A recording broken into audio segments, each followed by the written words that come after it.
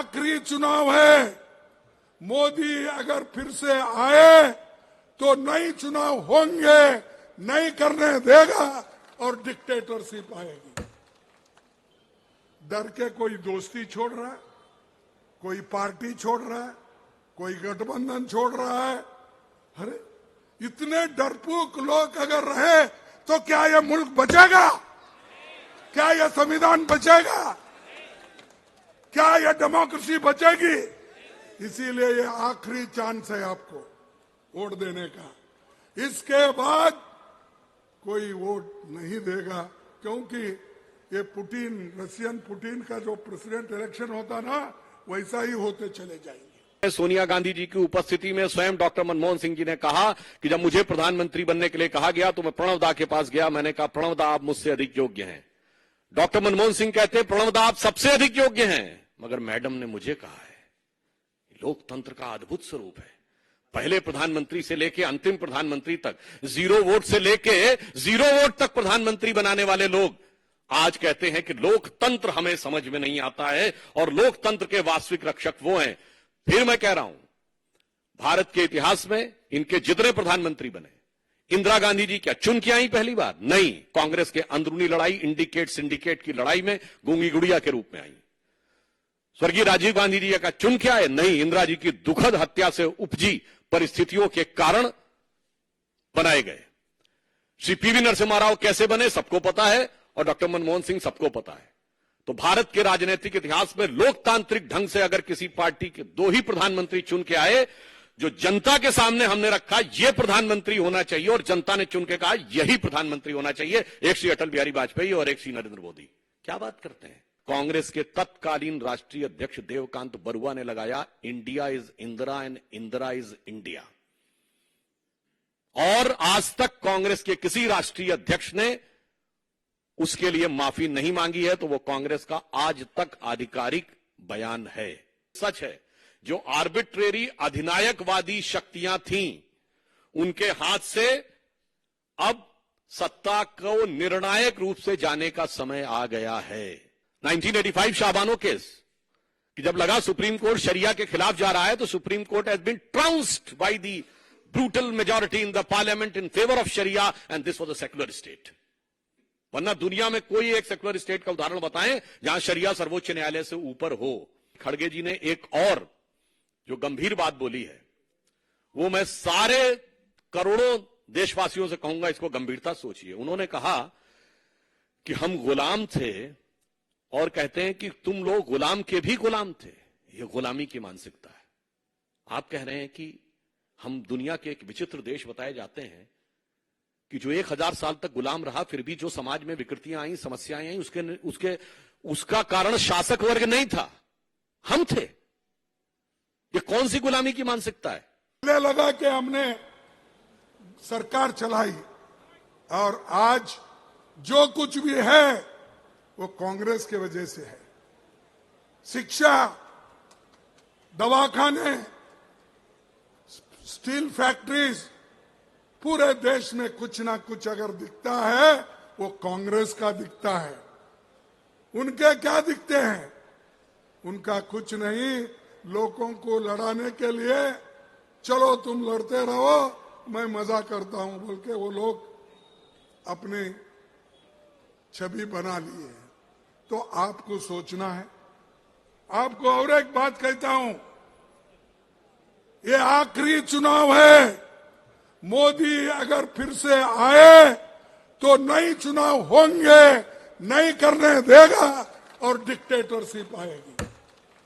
तुम मानो या न मानो, अभी भी देख रहे हैं आप।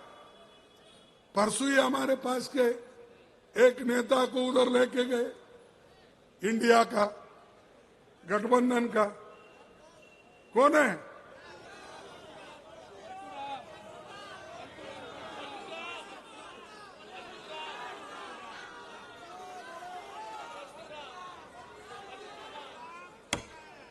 देखो, एक एक को नोटिस देना, डराना, धमकाना, उसकी दोस्ती अगर नहीं छोड़ेंगे फिर हम देख लेंगे। डर के कोई दोस्ती छोड़ रहा है, कोई पार्टी छोड़ रहा है, कोई गठबंधन छोड़ रहा है। अरे इतने डरपोक लोग अगर रहे तो क्या यह मुल्क बचेगा? क्या यह संविधान बचेगा? क्या यह डेमोक्रेसी बचेगी? इसीलिए यह आखिरी चांस है आपको वोट देने का।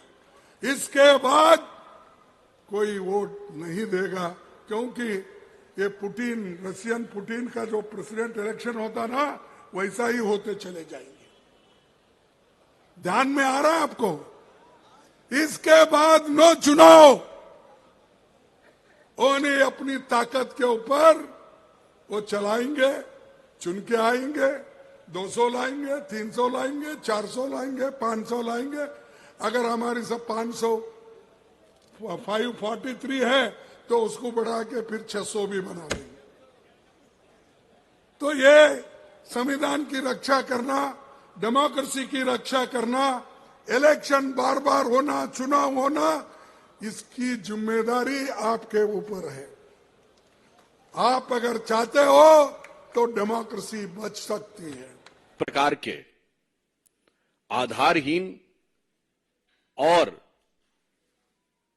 अशांति उत्पन्न करने की आशंका से अनर्गल बयान देने का प्रयास किया है, उसके ऊपर हम यह साफ करना चाहते हैं कि खड़गे जी, हां यह सच है कि भारतीय राजनीति में बहुत सारी चीजों का पटाक्षेप हो रहा है। राजवंशों की सत्ता 1947 में समाप्त हुई थी। अब लोकतंत्र का आवरण ओढ़े हुए जो लोकतांत्रिक राजवंश हैं, उनकी सत्ता को चुनौती मिल रही है और उनको लग रहा है कि आने वाले चुनावों के बाद उनका भविष्य क्या होगा। और यह मैं ऐसे ही नहीं कह रहा हूं। आप उत्तर से दक्षिण तक देखें तो 2019 के लोकसभा चुनावों में देश की प्रबुद्ध जनता ने इंटाइटलमेंट के आधार के ऊपर जो लोग लोकतंत्र के नाम पर राजतंत्र चला रहे थे, चाहे कश्मीर में अब्दुल्ला और मुफ्ती परिवार हो, वो लोग चुनाव हारे, पंजाब में बादल परिवार चुनाव हारा, हरियाणा में हुड्डा परिवार चुनाव हारा, अशोक गहलोत जी का बेटा चुनाव हारा, उत्तर प्रदेश में अखिलेश यादव जी की पत्नी चुनाव हारी, चौधरी अजीत सिंह और उनके बेटे चुनाव हारे, बिहार में लालू प्रसाद यादव जी की बेटी चुनाव हारी, फिर चाहे तेलंगाना में केसीआर जी की बेटी चुनाव हारी हो, अथवा परिवारवाद के सबसे बड़े प्रतीक श्री राहुल गांधी जी चुनाव हारे। तो खड़गे जी, यह सत्य है। जो आपको डर लग रहा है कि इसके बाद ये लोकतांत्रिक राजवंशों के लिए चुनाव का भ्रम जनता के सामने रखकर राजनीति करना संभव नहीं हो पाएगा, क्योंकि अब भारत में वास्तविक लोक सत्ता का प्रादुर्भाव हो गया है। सो वॉट एवर श्री खड़गे जी saying, it is real meaning is that those dynastic politics under the garb of democracy, which is continuing, which has been totally discarded by voter in the last election, now seems towards an eclipse, and the true emergence of true democracy is there in the offing, जिसमें भारत के सभी युवा और सभी मतदाता, जो प्रधानमंत्री जी ने कहा है, भारत का गरीब, भारत का किसान, भारत की महिला और भारत का युवा अपनी शक्ति के साथ उभर कर सामने आ रहा है। वैसे ये लोग जो लोकतंत्र की बात करते हैं, तो मैं याद दिला देना चाहता हूं, कांग्रेस पार्टी के पहले प्रधानमंत्री श्री जवाहरलाल नेहरू 0 वोट पाकर प्रधानमंत्री बने थे। अप्रैल 1946 में कांग्रेस कार्य समिति की बैठक में 16 कांग्रेस कमेटियों में से एक ने पट्टाभी सीतारमैया को और एक ने कृपलानी जी को वोट दिया था, और बाकी सारे के सारे वोट सरदार पटेल को मिले थे और 0 वोट जवाहरलाल नेहरू को मिले थे। और इस बात की, उस घटना के अंदर का point by point, minute by minute reference Kripalani की किताब माई डेज विद गांधी में है, मौलाना आजाद की किताब इंडिया विंस फ्रीडम में है, दुर्गा दत्त की किताब India from Curzon to Nehru and thereafter में है। और जो अंतिम प्रधानमंत्री हुए, हो सकता है कि वो व्यवहारिक दृष्टि से कांग्रेस पार्टी के अंतिम ही प्रधानमंत्री भविष्य के लिए सिद्ध हों, doctor Manmohan Singh, the accidental prime minister, उनको कोट कर रहा हूं। प्रणब मुखर्जी जी की पुस्तक का विमोचन करते समय सोनिया गांधी जी की उपस्थिति में स्वयं डॉक्टर मनमोहन सिंह जी ने कहा कि जब मुझे प्रधानमंत्री बनने के लिए कहा गया तो मैं प्रणब दा के पास गया, मैंने कहा प्रणब दा आप मुझसे अधिक योग्य हैं। डॉक्टर मनमोहन सिंह कहते हैं प्रणब दा आप सबसे अधिक योग्य हैं, मगर मैडम ने मुझे कहा है। लोकतंत्र का अद्भुत स्वरूप है। पहले प्रधानमंत्री से लेके अंतिम प्रधानमंत्री तक, 0 वोट से लेके 0 वोट तक प्रधानमंत्री बनाने वाले लोग आज कहते हैं कि लोकतंत्र हमें समझ में नहीं आता है और लोकतंत्र के वास्तविक रक्षक वो हैं। फिर मैं कह रहा हूं, भारत के इतिहास में इनके जितने प्रधानमंत्री बने, इंदिरा गांधी जी क्या चुन के आई पहली बार? नहीं, कांग्रेस के अंदरूनी लड़ाई, इंडिकेट सिंडिकेट की लड़ाई में गूंगी गुड़िया के रूप में आई। स्वर्गीय राजीव गांधी जी का चुन के आए? नहीं, इंदिरा जी की दुखद हत्या से उपजी परिस्थितियों के कारण बनाए गए। श्री पीवी नरसिम्हा राव कैसे बने सबको पता है, और डॉक्टर मनमोहन सिंह सबको पता है।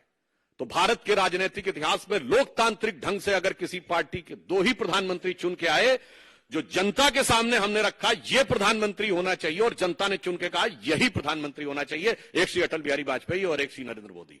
क्या बात करते हैं।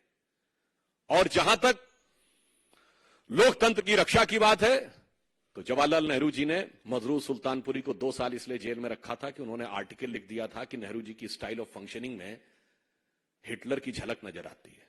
और आज हिटलर की मौत कितने क्या क्या बोला जाए, कब्र खुदेगी, कुत्ते की मौत जैसे शब्द बोलकर जलवाए जलाल से जलवा अफरोज हो रहे हैं और कह रहे हैं लोकतंत्र नहीं है। फिर आप देखिए, और इतना ही नहीं, मौलाना आजाद ने अपनी किताब इंडिया विंस फ्रीडम में लिखा है कि नेहरू जी को किसी दूसरे की तारीफ बर्दाश्त नहीं थी अपने सामने।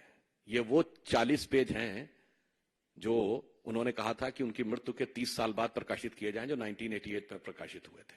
आइए साहब, राजीव गांधी जी के जमाने में एक अखबार उनके खिलाफ लिख रहा था तो उसके ऊपर इनकम टैक्स का छापा और बिजली काट दी गई थी।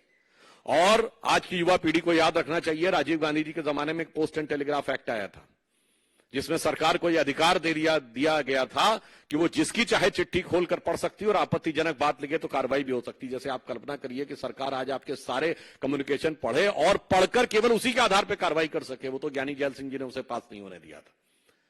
पीवी नरसिम्हा राव, अभी मैं इंदिरा जी की बात नहीं कर रहा हूं, पीवी नरसिम्हा राव, भारत की एकमात्र सरकार जो पैसा लेकर अपने को विश्वास मत प्राप्त किया, यह कोर्ट में साबित हुआ। 1994 झारखंड मुक्ति मोर्चा रिश्वत कांड, झारखंड मुक्ति मोर्चा के 3 सांसदों ने पैसे लिए 1-1 करोड़ और बैंक अकाउंट्स में बरामद हो गए वो पैसे। वैसे आज भी बरामद हो रहे हैं, बहुत थोड़े से बरामद हुए हैं, अभी तो 36 लाख बरामद हुए हैं, 2 ठो BMW बरामद हुई हैं। पर सोचिए कि इनकी फितरत तो कितनी पुरानी है कांग्रेस साथ गठबंधन। एकमात्र प्रधानमंत्री जो उसके बाद भ्रष्टाचार के आरोपों में अदालत की चौखट पे खड़े हुए। और उसके बाद जब सोनिया गांधी जी की छत्र छाया में मनमोहन सिंह जी की सरकार चली, तब तो हिंदू आतंकवाद जैसे शब्दों का प्रयोग करके बगैर चार्जशीट फ्रेम किए हुए लोगों को बरसों बरस जेल में रखा गया, उनके साथ अमानवीय व्यवहार किया गया, महिला कैदियों के साथ किस किस प्रकार की घटनाएं की गई वो सबको पता है। और इसके उपरांत जो लोकतंत्र की बात करते हैं, अब अगर इंदिरा जी की बात की जाए, जिस समय लोकतंत्र वास्तविकता में खत्म हुआ था, आज की पीढ़ी जो हमारी जनरेशन के भी लोग हैं उनको भी नहीं मेमोरी है, इसलिए भारत की 3/4 जनसंख्या को नहीं पता है। क्या आपको पता है कि एक बार लोकसभा का कार्यकाल बढ़ा दिया गया था, ये 5 साल से बढ़कर 6 साल? यस, इंदिरा गांधी जी के समय में इमरजेंसी में। आपको पता है कि मूल अधिकार समाप्त कर दिए गए थे।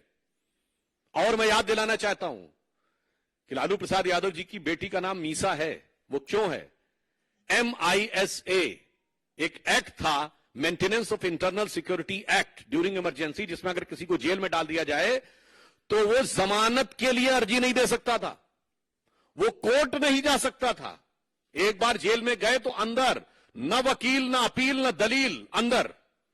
और उन्होंने उस समय संकल्प लिया था कि कांग्रेस को मैं उखाड़ फेंकूंगा, इसलिए अपनी पुत्री का नाम मीसा रख रहा हूं ताकि जब भी पुत्री का नाम पुकारूंगा तो याद आएगा। और आज कहां से कहां पहुंच गए वो सबको दिखाई पड़ रहा है। अब मैं याद दिलाना चाहता हूं, ये जिस प्रकार की चीजें थी, आज मैं याद दिलाना चाहता हूं कांग्रेस पार्टी को, क्या कोई ऐसा भी व्यक्ति है जो कांग्रेस पार्टी का सांसद रहने के बाद 1 साल के गैप के बाद सुप्रीम कोर्ट का जज बन जाए? जस्टिस बहरुल इस्लाम, असम हाई कोर्ट के जज, पहले जज रहे, फिर कांग्रेस के टिकट पर लोकसभा का चुनाव, फिर चुनाव नहीं हुआ तो राज्यसभा में आए, फिर राज्यसभा से हटने के बाद 1 साल के गैप के बाद सुप्रीम कोर्ट के जज बन गए। 3 जजेस को सुपरसीड किया गया, वो तो एक अलग बात है। मगर मैं यह भी बताना चाहता हूं कि उन्होंने अपने समय में क्या कहा था, यह क्या विचार था, यह केवल 10 सेकंड की क्लिप अगर आप सुने। Mr. Shah know what is happening in the political world? What are the forces at work which want to destroy a developing economy? Is a judge competent to decide that? Then why have democracy? Why have elections? Why have political people in power? ये किसकी आवाज है? श्रीमती इंदिरा गांधी जी की। और ये किस विचार से प्रेरित है, ये भी मैं बताना चाहता हूं। जिसको आप डेमोक्रेसी कहते हैं, मैं बताना चाहता हूं, Hitler addressed Reichstag on 26th of April 1942, and Hitler said, I expect the German legal profession to understand that the nation is not there for them, but they are here for the nation. From now onwards, I shall intervene and will remove from the office those judges who evidently do not understand the demand of the hour. और इंदिरा गांधी जी ने क्या कहा था? Parliament के floor पे कहा गया था कमिटेड जुडिशरी की बात, और यह कहा गया था कि जजेस को हमारी विचारधारा के अनुरूप चलना होगा। आज वो लोग कहते हैं डेमोक्रेसी। आपको पता है, नाजियों की एक बड़ी फेमस फिल्म थी ट्रायम्फ ऑफ द विल। 1934 में उसका मंचन हुआ नाजी पार्टी के कन्वेंशन में। उस मंचन के समाप्त होने के बाद हिटलर के राइट हैंड व्यक्ति रूडोल्फ हेस, जो बाद में अरेस्ट हो गया था, 92 में शायद उसकी डेथ हुई, उसने नारा लगवाया था, Hitler is Germany and Germany is Hitler. ठीक यही नारा छोटे मोटे नेता ने नहीं, कांग्रेस के तत्कालीन राष्ट्रीय अध्यक्ष देवकांत बरुआ ने लगाया, India is Indira and Indira is India. और आज तक कांग्रेस के किसी राष्ट्रीय अध्यक्ष ने उसके लिए माफी नहीं मांगी है, तो वो कांग्रेस का आज तक आधिकारिक बयान है। इसलिए जो लोग राजनीति में इस प्रकार की बात कहते हैं कि कौन डेमोक्रेसी की बात कर रहा है, तो मैं एक और चीज कोट करना चाहता हूं। मार्गरेट अल्वा जी कांग्रेस की सीनियर लीडर रही हैं। उन्होंने किताब लिखी है courage and commitment and autobiography, जिसमें उन्होंने कांग्रेस की शीर्ष नेतृत्व लीडरशिप का नाम लेते हुए कहा है कि द टॉप लीडरशिप के लिए they functions in an absolutely arbitrary manner and supports corrupt anti national activities and the nexus. तो आपके नेता के बारे में कह रहे हैं। और नटवर सिंह ने क्या लिखा है, one life is not enough. PV Narasimha Rao की किताब द इनसाइडर। अरे क्या क्या सुनेंगे भाई। तो मैं साफ बात कहना चाहता हूं, यह सच है, जो आर्बिट्रेरी अधिनायकवादी शक्तियां थीं, उनके हाथ से अब सत्ता को निर्णायक रूप से जाने का समय आ गया है, और यह साफ दिख रहा है। वहीं श्री नरेंद्र मोदी जी के नेतृत्व में भारत एक नए स्वरूप की तरफ आगे बढ़ रहा है, जहां पर कि 44 करोड़ लोगों को मुद्रा योजना के तहत लाभ मिला है, जनधन योजना के 50 करोड़ अकाउंट बने हैं, 4 करोड़ गरीब लोगों को आवास मिला है, सत्ता में सबको सम्मान, सबको स्थान मिला है। वैसे एक और बात बता दूं, भारत के इतिहास में एक ही प्रधानमंत्री हैं, श्रीमती इंदिरा गांधी जी। कोर्ट ने जिनको करप्ट प्रैक्टिसेस और माल प्रैक्टिसेस के लिए दोषी साबित कर दिया, उसके बाद उन्होंने कोर्ट के निर्णय को रौंद दिया। और एक ही बार नहीं रौंदा गया, 2 बार रौंदा गया। 1985 शाहबानो केस, कि जब लगा सुप्रीम कोर्ट शरिया के खिलाफ जा रहा है, तो Supreme Court has been trounced by the brutal majority in the parliament in favour of sharia, and this was a secular state. वरना दुनिया में कोई एक सेक्युलर स्टेट का उदाहरण बताएं जहां शरिया सर्वोच्च न्यायालय से ऊपर हो। इसलिए मैं बताना चाहता हूं, और एक और बात बता दूं, इंदिरा जी के खिलाफ जो चुनाव लड़े थे राजनारायण जी, वो संयुक्त सोशलिस्ट पार्टी के थे, संसोपा जिसको कहते थे। वही तो पिछड़े वर्ग के आरक्षण की बात कहती थी, उसके तो खिलाफ खड़े थे। अब आज आप कहते हैं गणना करवाएंगे। जब हाथ में सारी सत्ता थी तब तो कुछ किए नहीं, तब तो सदैव विरोध में रहे, और आज आके कहते गणना करवाएंगे। इसलिए मैं अंत में कहना चाहूंगा कि खड़गे जी ने एक और जो गंभीर बात बोली है, वो मैं सारे करोड़ों देशवासियों से कहूंगा, इसको गंभीरता सोचिए। उन्होंने कहा कि हम गुलाम थे, और कहते हैं कि तुम लोग गुलाम के भी गुलाम थे। ये गुलामी की मानसिकता है। आप कह रहे हैं कि हम दुनिया के एक विचित्र देश बताए जाते हैं कि जो 1000 साल तक गुलाम रहा, फिर भी जो समाज में विकृतियां आई, समस्याएं आई, उसका कारण शासक वर्ग नहीं था, हम थे। ये कौन सी गुलामी की मानसिकता है भाई? आप खुद सोचिए ना, मतलब हम खुद मुख्तार गुलाम थे, मतलब गुलाम भी थे और डिसाइड हम कर रहे थे। जो हमें काट रहे थे, जो हजारों की खोपड़ियों का ढेर बना रहे थे, जो बंगाल फेमाइन में हमको मार रहे थे, वो जिम्मेदार नहीं थे। जो कट रहे थे, मर रहे थे, भूखों मर रहे थे, वो जिम्मेदार थे। 1000 साल में समाज में जो आया, कांग्रेस इस गुलामी की मानसिकता का प्रतिनिधित्व करती है। इसीलिए मैं कहना चाहूंगा कि अब वस्तुस्थिति यह है कि जो हम किसी जमाने में कहते थे ना, उगा सूर्य कैसा कहो मुक्ति का ये उजाला करोड़ों घरों तक न पहुंचा, मोदी जी के आने के बाद उस करोड़ों घरों तक पहुंचा है। अब कांग्रेस की इस गुलामी की मानसिकता के लिए जो अंग्रेजों ने दी थी, वो आज तक उनके दिमाग में है। तो कहना चाहता हूं ना, संयम व्यवस्था न एकात्मता है, भरी है अभी तक मनों में गुलामी। वही राग अंग्रेजियत का पुराना सुनाते बड़े लोग नामी गिरामी। बहकती मदिर जिंदगी की लयों में अभी मुक्ति गायन स्वरों तक न पहुंचा। उगा सूर्य कैसा कहो मुक्ति का ये उजाला करोड़ों घरों तक न पहुंचा। मतलब अभी भी बहकते कदम है, स्वतंत्रता का, मुक्ति का वास्तविक गायन उनके कान में नहीं पहुंच पाया है। इसलिए यह सच है कि गुलामी की मानसिकता से इस देश को मुक्त करने का निर्णय जो देश की जनता ने लिया था, I am quoting again on 18th of May 2014 the Sunday guardian of London, जिन्होंने हमें गुलाम बनाया, उनके अखबार को कोट कर रहा हूं। उन्होंने लिखा था कि 16th of May 2014, जिस दिन मोदी जी के नेतृत्व हमें स्पष्ट बहुमत की सरकार मिली, should be known as a day of second independence in India. And the शीर्षक था, it was second tryst with India's destiny. क्योंकि उन्होंने कहा कि लंबे समय तक स्वतंत्रता के बाद उस विचार का शासन रहा जो ब्रिटिश कॉलोनियल लीगेसी को रिप्रेजेंट करता था। पहली बार एक ऐसे हाथ में एब्सोल्यूट पावर आई है, अटल जी के समय में एब्सोल्यूट पावर नहीं थी, एब्सोल्यूट पावर आई है जिसका इंसेप्शन एंड इंस्पिरेशन यानी उत्पत्ति और प्रेरणा में ब्रिटिश कॉलोनियल लीगेसी से कोई लेना देना नहीं है, जो पूर्णता भारतीय है। इसलिए ये कांग्रेस और कांग्रेस गोत्र के जितने दल हैं, उन सब के लिए भविष्य निश्चित रूप से निर्णायक अवसान की तरफ बढ़ रहा है और उसी कारण वो भयाक्रांत होकर इस प्रकार की अनर्गल बातें कर रहे हैं। और एक बात और कहना चाहूंगा कि अभी जो कुछ झारखंड में चल रहा है, आपने देखा कि थोड़ी मात्रा में धन प्राप्त हुआ है, क्योंकि उनके लिए तो 36 लाख बहुत थोड़ा सा है। अज्ञात स्थान से लोकतंत्र का संचालन हो रहा है। मतलब आप सोचिए कि नॉन ट्रेसेबल चीफ मिनिस्टर, कैसी डेमोक्रेसी की रक्षा हो रही है। और वो कह रहे हैं हम डेमोक्रेसी की रक्षा करेंगे। और ये वही है जो 1994 में कांग्रेस का साथ दिए थे। झारखंड मुक्त मोर्चा रिश्वत कांड, 350 करोड़ कांग्रेस के सांसद के यहां से बरामद हो चुका है। भाई, इतनी हकीकत सामने आने के बाद फिर यदि आप कहते हैं कि आप लोकतंत्र की रक्षा करने की बात कर रहे हैं, तो देश की प्रबुद्ध जनता समझती है। मगर इस तथाकथित इंडी गठबंधन के हालत देखिए। पहले उत्तर प्रदेश में मायावती जी ने कह दिया हम नहीं रहेंगे, पंजाब में केजरीवाल जी ने कहा हम नहीं रहेंगे, राहुल गांधी बंगाल के दरवाजे पहुंचे तो ममता जी ने कहा हम भी नहीं रहेंगे, वो बिहार के दरवाजे पहुंचे तो पता चला गठबंधन ही टूट गया और नीतीश जी एनडीए में आ गए। तो मैं on the lighter note Congress के लोगों से कहना चाहूंगा कि श्री राम जन्मभूमि की प्राण प्रतिष्ठा के मुहूर्त पर वो लोग बहुत सवाल उठाते थे। तो मैं उनसे कहूंगा, जरा राहुल गांधी की यात्रा किस मुहूर्त में शुरू की थी, जरा किसी योग्य ज्योतिषाचार्य से इस बात में विचार कर लें, क्योंकि जहां जहां चरण पड़े राहुल के तहता बंटाधार होता चला जा रहा है।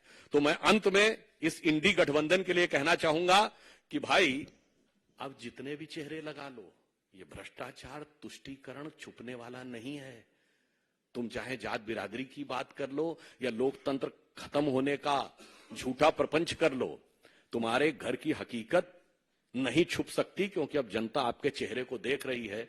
तो ये पंक्ति के साथ समाप्त करता हूं जो इंडी गठबंधन पर लागू होती है कि अब जो चेहरे से ही जाहिर है छुपाएं कैसे, अब जो चेहरे से ही जाहिर है छुपाएं कैसे, तेरी मर्जी के मुताबिक नजर आए कैसे, घर सजाने का तसव्वुर हुआ बात की बात। मतलब चेयरमैन और कोऑर्डिनेटर छोड़ो, घर सजाने का तसव्वुर हुआ बात की बात। अब तो मुश्किल है कि इस घर की हकीकत को छुपाएं कैसे। 350 करोड़ से लेकर 36 लाख तक दिख रहा है। धन्यवाद।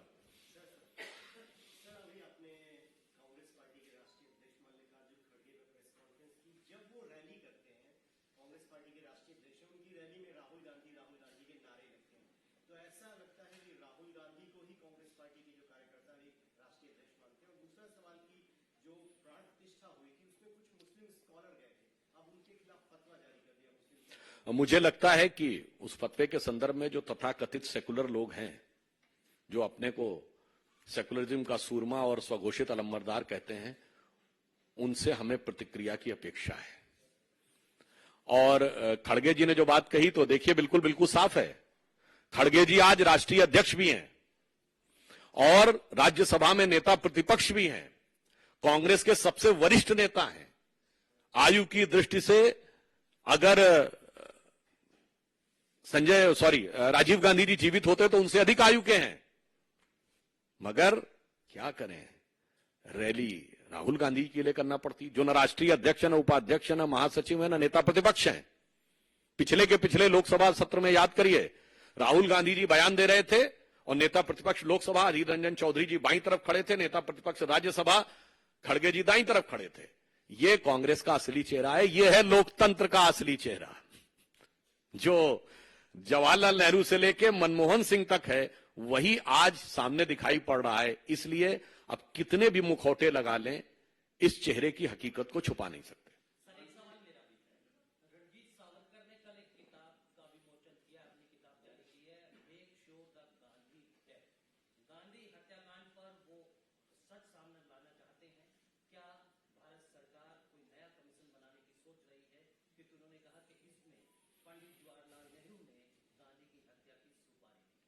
देखिए, महात्मा गांधी कोई एक सामान्य व्यक्ति नहीं थे।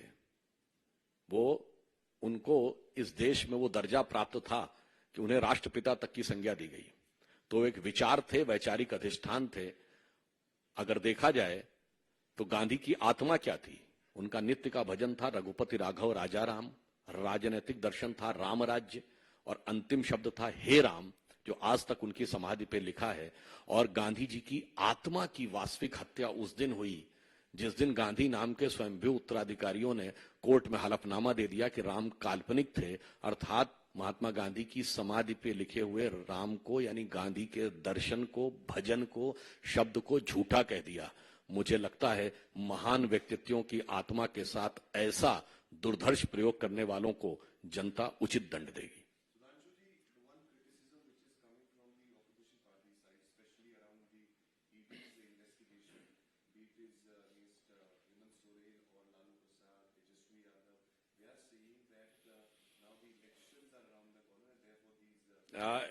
In this context, it's a very significant thing because you are taking the name of Hemant Soren, Tejaswi Yadav. I quoted that Shibu Soren was Jharkhand Mukti Morcha was proven guilty in 1994. BJP की तो कभी कोई सरकार ही नहीं आई थी। मोदी जी, अमित शाह जी का तो नाम भी नहीं सुना होगा उस जमाने में। And Lalu Prasad Yadav ji went to jail in 1997. BJP की तो सरकार नहीं आई थी। And not only this, at that time who was there in the government? Janata Dal की सरकार थी, सपोर्टेड बाय कांग्रेस।